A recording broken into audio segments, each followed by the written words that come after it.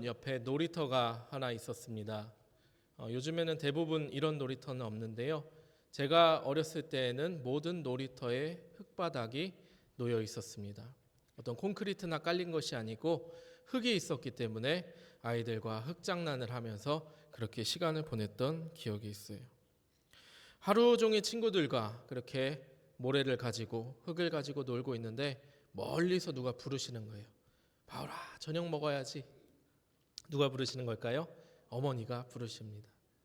그러셔가지고 친구들과 열심히 놀다가 그 목소리가 들리면 깜짝 놀라가지고 불이 나게 달려갔던 기억이 있어요. 왜냐하면은 어머니가 제때제때 안 오면은 엄청나게 혼을 내셨기 때문입니다. 어렸을 때는 잘 몰랐는데 이 부른다라는 것에 힘이 있다는 것을 알게 되었습니다. 누군가 부르기 전까지는 그저 놀이터 흙바닥에서 놀던 철부지 꼬맹이였는데요. 누가 부르니까 살아가는 가족의 품으로 다시 돌아가게 되는 것입니다. 오늘 성경에서도 보면은 예수님께서 특별한 경험, 놀라운 기적 가운데 제자들을 부르시는 장면을 보게 됩니다. 과연 무슨 일이 있었기에 예수님께서 이토록 제자들을 부르시는 걸까요? 오늘 본문 내용을 이전을 보시면 우리가 잘 아는 오병이어의 기적 사건이 기록이 되어 있습니다. 예수님께서 떡 5개와 물고기 2마리로 5천 명이 넘는 많은 사람들을 배불리 먹이셨어요. 제자들도 그 기적을 눈으로 보고 체험했습니다. 그리고 이 모든 일이 있은 후에 12광줄이나 남았잖아요. 아마 제자들 중에 12제자가 한 광주리씩 가지고 이제는 기쁜 마음으로 넉넉한 마음으로 돌아가는 중이었을 것입니다. 그런데 날씨가 점점 흐려집니다. 이들이 배를 타고 가버나움이라는 곳으로 이동하고 있었는데요. 날씨가 갑자기 안 좋아지고 풍랑이 일며 파도가 치기 시작하는 거예요. 파도라는 것이 그렇습니다. 어느 날 내가 예견하지 못했던 그때 갑자기 찾아오는 것이 파도입니다. 마태복음 14장 22절은 이렇게 말씀하고 있습니다. 예수께서 즉시 제자들을 재촉하사 자기가 무리를 보내는 동안에 배를 타고 앞서 건너편으로 가게 하시고. 그러니까 이 제자들이 가게 된 원인은 누구에게 있는 거예요?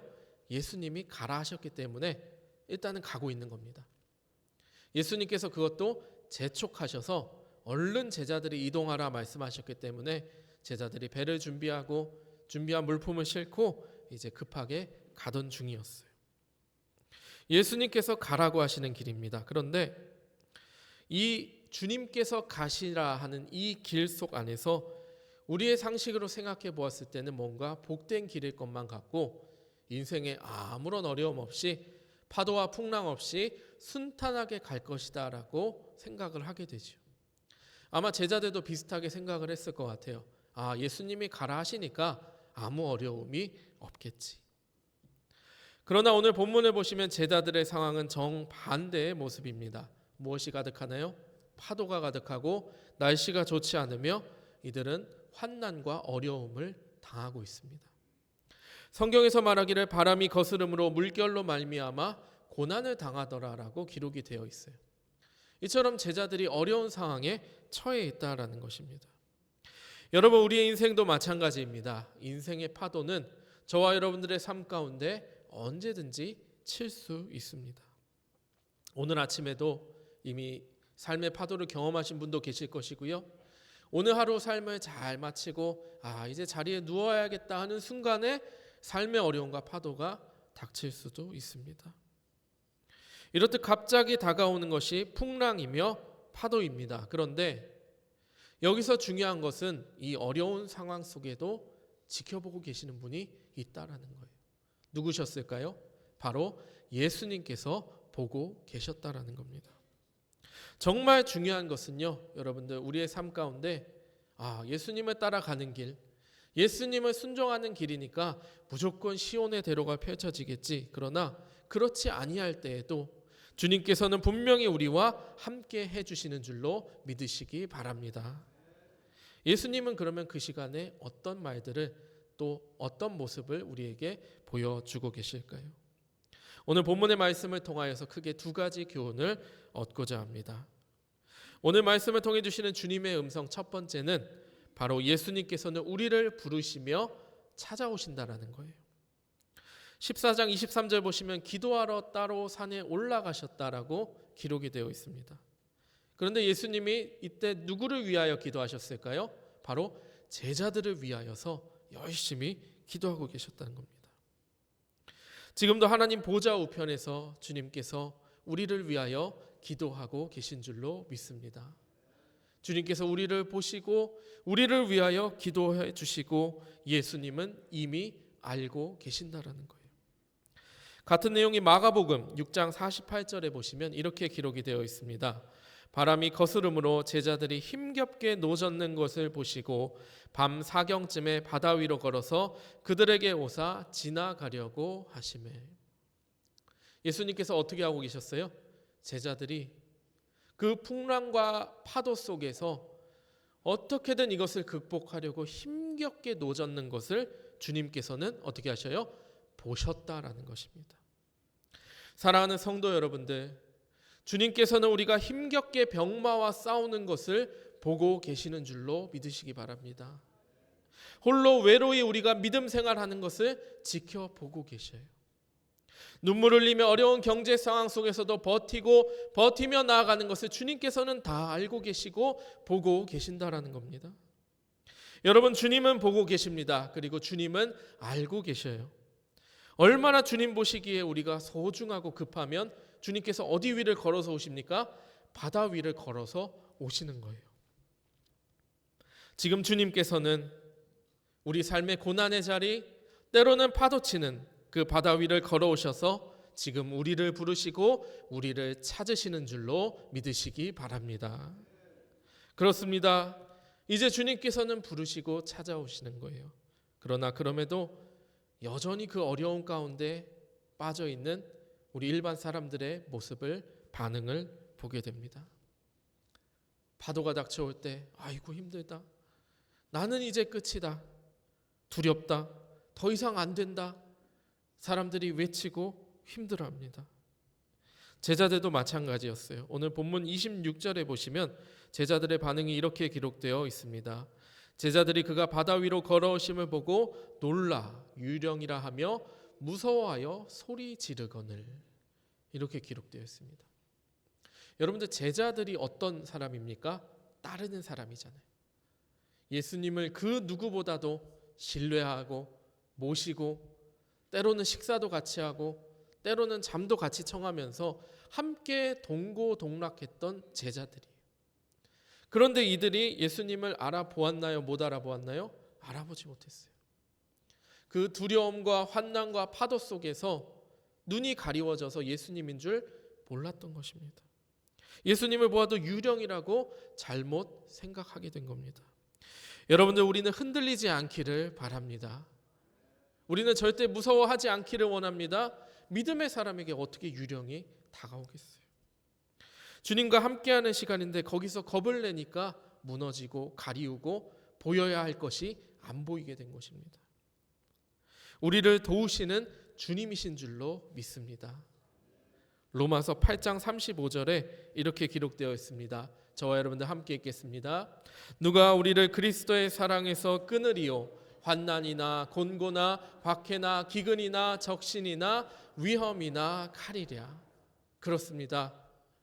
우리 삶에 오는 모든 역경과 파도가 비록 커 보일지라도 이 모든 것들 절대 예수 그리스도의 사랑에서 우리를 끊을 수 없을 줄로 믿으시기 바랍니다. 자, 그런데 이 상황에서요, 베드로라는 한 제자의 응답이 인상적입니다. 마태복음 14장 28절에 이렇게 기록이 되어 있습니다. 베드로가 대답하여 이르되 주여, 만일 주님이시거든 나를 명하사 물 위로 오라 하소서 하니. 다른 제자들은 막 힘들어하고 유령이다 놀라고 어쩔 줄을 몰라 하는데 베드로의 반응은 좀 달랐던 것이죠. 고난의 상황에서 우리는 무엇을 바라시나요? 어떤 사람은 이야기합니다. 이 고통과 고난에서만 나를 건져주십시오. 그러면 다행입니다. 혹은 어떤 사람은 겁나서 유령이다 뒤로 넘어지는 사람이 있고요. 또 어떤 분들은 이제 끝이다. 우리 배가 파손되고 물속에 깊이 가라앉겠구나. 절망의 늪에서 여전히 나오지 못하는 사람들이 있습니다. 그러나 베드로와 같은 어떤 사람은 이야기하는 거예요. 주님, 나를 명하사 물 위로 오게 하소서. 이게 무슨 말입니까? 나도 주님처럼 어디 위를요?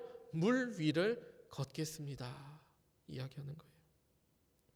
우리 힘으로는 안 되지만, 사람의 능력으로 안 되지만 주님께서 오라 명하시면 우리는 그 물 위로, 그 어려운 위기와 문제와 환경과 어려운 상황 위를 걸어갈 수 있을 줄로 믿으시기 바랍니다. 주님께서 명하시면 나로 오라 하시면 내가 물 위로 걷겠나이다. 베드로도 알았던 겁니다. 주님, 물 위로 걷고 싶습니다. 오늘 말씀을 통해 주시는 주님의 음성 두 번째를 또 발견하게 됩니다. 예수님께서는 즉시 손 내밀어 주신다라는 것입니다. 이제 베드로는 갑니다. 물 위로 걸어가기 시작했어요. 도저히 안 될 것만 같았는데 주님께서 명하사 오라 하시니 놀라운 기적이 일어나고 있습니다. 베드로가 물 위를 처벅처벅 걸어가는 거예요. 그러나 여전히 위기가 남아 있었습니다.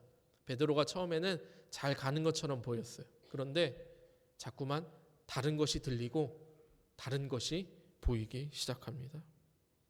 우리도 자꾸 엉뚱한 것을 보게 된다는 거예요. 오늘 본문 30절에는 이렇게 기록이 되어 있습니다. 바람을 보고 무서워 빠져가는지라 소리질러 이르되 주여 나를 구원하소서 하니. 베드로가 처음에는 잘 갔던 것 같습니다. 그런데 뭘 보기 시작했나요? 바람을 보기 시작했어요.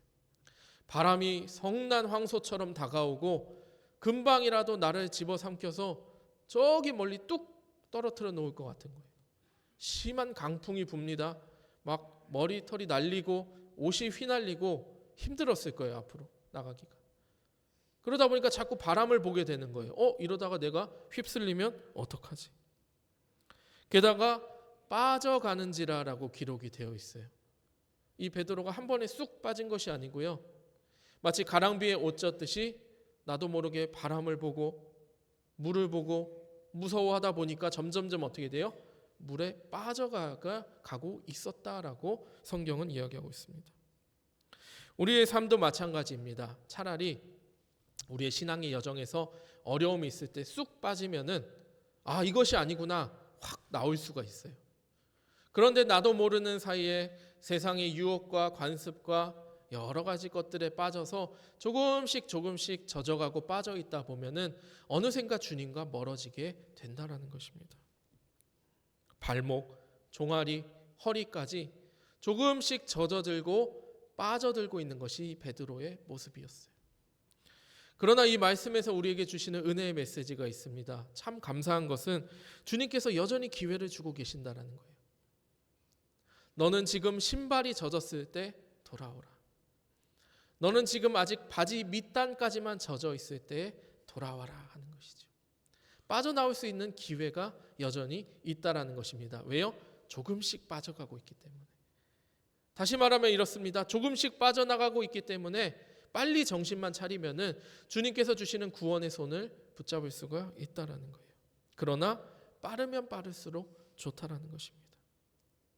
내 명예의 가방들, 물질의 옷들, 내가 갖고 있는 자존심의 옷들 모두 젖어버리고 다 떠내려 가기 전에 주님 손을 붙잡아야 한다라는 것이지요. 내가 물을 꿀꺽 마셔서 죽기 직전에서야 주님 살려주십시오. 마치 베드로의 그 절규와도 같은 고백처럼 주여 나를 구원하소서 하였을 때 주님께서 물론 구원하여 주시지만 우리가 그 전에 주님 손을 붙잡을 수가 있다는 것입니다. 오늘 본문 31절에 보시면 그래서 주님께서 우리에게 보여주시는 놀라운 구원의 은혜의 역사를 보게 됩니다. 저와 여러분들 오늘 본문 31절 말씀 함께 읽겠습니다. 예수께서 그를 붙잡으시며 이르시되 믿음이 작은 자여 왜 의심하였느냐 하시고 아멘. 예수님께서 어떻게 하셨나요? 즉시 손을 내밀으셨어요. 베드로가 이제 빠져 죽기까지 되었으니까 베드로가 살려주십시오 주님 했을 때 주님께서 보여주신 반응은 의외였습니다. 바로 즉시 손을 내밀어 주신 거예요. 사실 예수님께서는 말씀으로 모든 걸 하실 수 있는 분이셨어요. 파도야 멈춰라 하면 멈추고요. 물에 빠진 사람도 일어나라 하면은 일으켜 세우실 수 있으셨어요. 그런데 굳이 그 수고로움을 감수하고 예수님께서 다가오셔서 손을 붙잡아 주셨다라는 것입니다. 게다가 즉시라는 단어가 되어 있는데요. 이것은 지체할 수 없는 주님의 행동의 모습을 잘 보여주고 있어요. 이미 예수님께서는 어떻게 알고 계셨나요? 이미 다 보고 계셨기 때문에 알고 있었어요. 이 베드로를 비롯하여 제자들이 그 파도와 환난 가운데서 힘겹게 노를 젓고 어떻게든 배가 안 부서지려고 노력하고 고군분투하는 모든 모습을 보셨기 때문에 아마 베드로도 이 당시에 많이 지쳐 있었을 거예요. 그렇기 때문에 주님께서 즉시 이대로 두면 힘이 다해서 빠져 죽기 때문에 즉시 지체하지 않고 베드로를 어떻게 하셨어요? 구원해 주셨다라는 것입니다. 이 행동과 이 주님의 응답의 모습은 그 베드로의 모든 삶의 문제를 책임져 주시는 놀라운 은혜의 구원의 역사입니다. 주님께서 말씀하시는 거예요. 내가 너로 오라 명했으니 이제는 너의 삶 내가 책임지겠다. 주님, 내가 주님을 향하여 달려갑니다. 그러다가 빠지면 어떡합니까? 주님 우리에게 말씀합니다. 내가 너를 책임져 주리라. 내가 너를 이끌어 주리라. 즉시 내가 너의 손 붙잡아 주리라. 주님께서 말씀하여 주십니다. 항상 믿음으로 걷던 사람도요, 때로는 넘어져요. 믿음이 대단한 것 같은 사람도 한순간 의심하는 마음이 생기면 그 신앙이 걷잡을 수 없이 깊은 바다에 빠져들 수가 있습니다. 우리가 그럴 때일수록 더 크게 소리를 질러서 주 예수의 이름을 부르시는 저와 여러분들이 되기를 간절히 원합니다.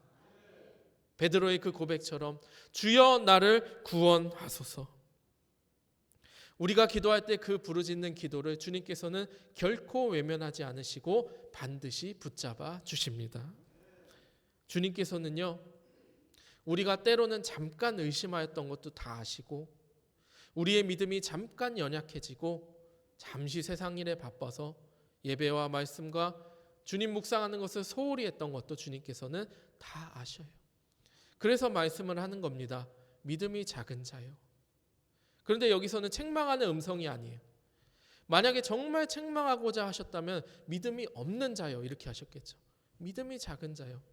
네가 믿음이 있는 건 내가 알고 있다. 왜 그리하였느냐? 이제는 나의 손을 붙잡아라. 주님께서 주시는 우리의 따뜻한 음성으로 받아들이시기를 간절히 원합니다. 참 감사한 것은요, 예수님께서는 우리가 완벽할 정도로 믿음 생활 칼같이 지킬 때에만 우리에게 손 내밀어 주시는 분이 아니다라는 거예요. 때로는 우리가 넘어질 때 이 베드로처럼 깊이 빠져가서 다른 사람이 보기에 아이고 베드로 저 제자 왜 저럴까? 처음에는 잘 가는가 싶더니 왜 예수님 앞에서 빠지고 있느냐? 사람들이 혀를 차고 있을 때 주님께서는 즉시 다른 말 하지 않으시고 먼저 붙잡아 주신다는 겁니다. 우리를 붙잡으시는 그 예수님의 손은 능력의 손인 줄로 믿으시기 바랍니다. 주님의 그 손은 사랑의 손이며 생명을 살리는 손인 줄로 믿으시기 바랍니다. 제가 군에서 사역할 때 여러 가지 훈련을 받았는데요. 그 중에 굉장히 좀 어려웠던 훈련이 하나 있습니다.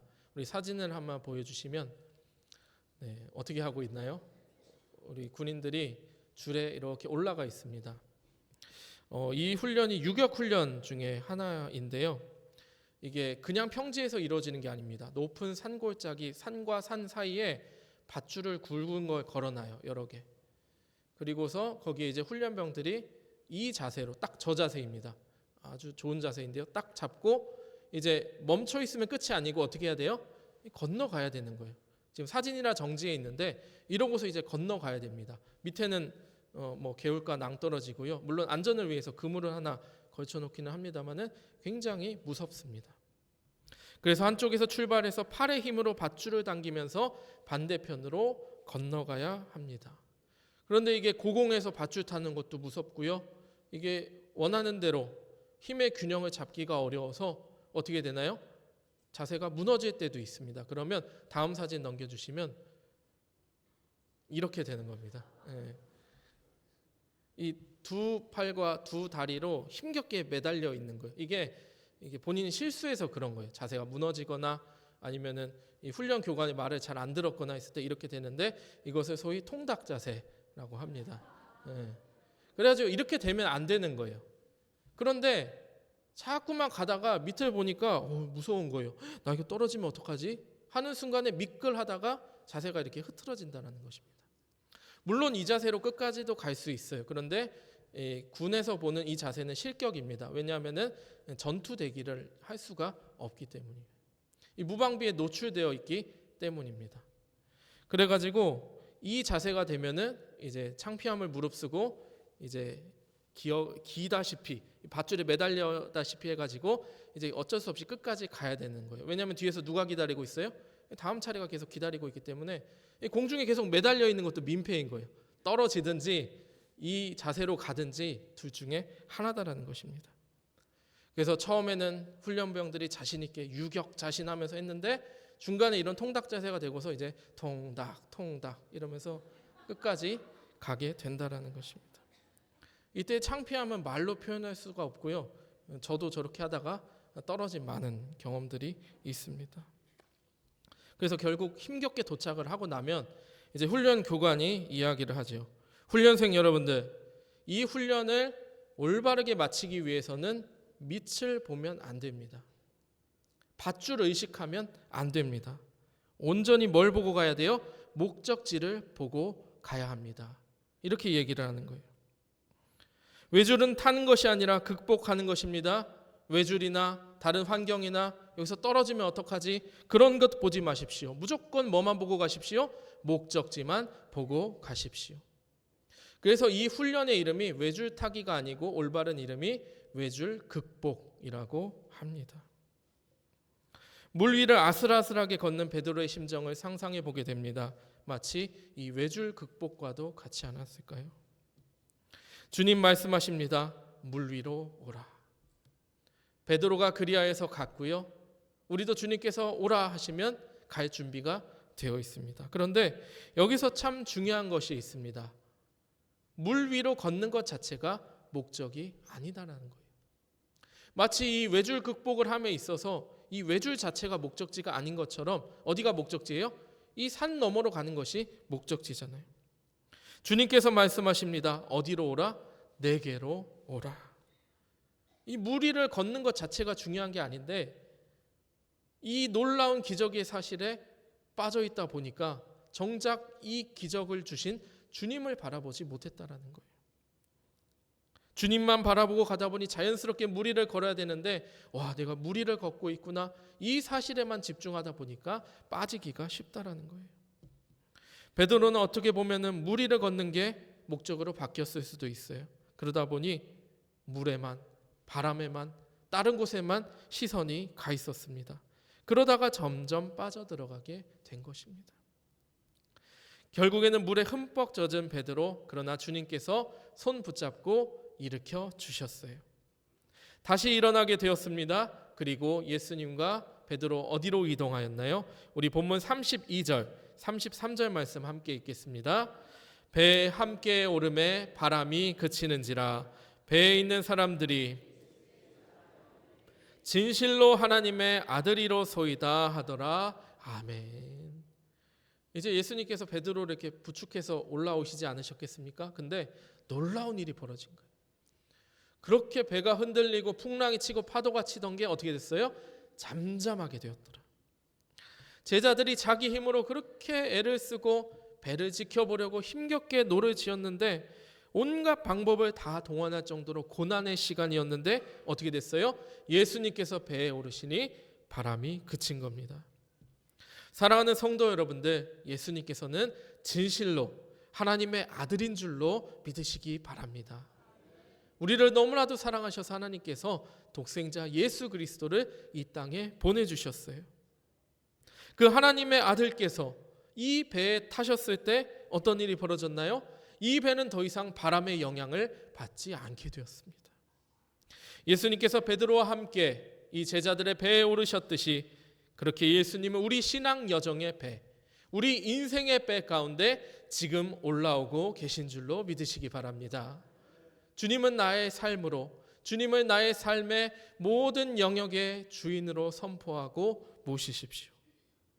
그리하여 해서 함께 타신 그 예수님께서 온전히 우리에게 주시는 놀라운 평안을 누리며 주님의 크신 사랑, 구원의 힘을 경험하고 오늘도 담대히 살아가시는 저와 여러분들이 되기를 주님의 이름으로 간절히 축원합니다. 주님의 영이 우리 안에 계시면 우리를 괴롭히던 삶의 바람들, 여러 가지 관계의 바람들, 물질의 바람들은 다 사라지고 모든 물결은 잔잔해질 줄로 믿습니다. 이제 우리가 말씀을 맺습니다.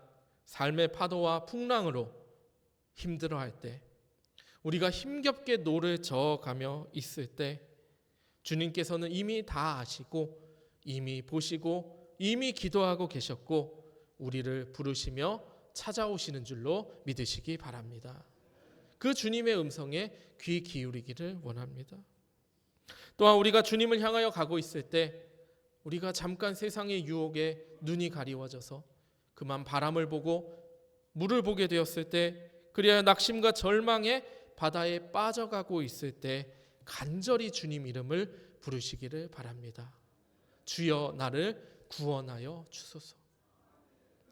그래야 할 때 예수님께서 즉시 조금도 지체하지 아니하시고 우리에게 그 사랑의 강한 능력의 팔로 우리를 붙들어 주실 줄로 믿습니다. 이 말씀 기억하여 한 주간 승리하며 주님의 말씀 따라 살아가는 우리 모두가 되시기를 주님의 이름으로 간절히 축원합니다. 이 시간 우리 함께 기도하겠습니다.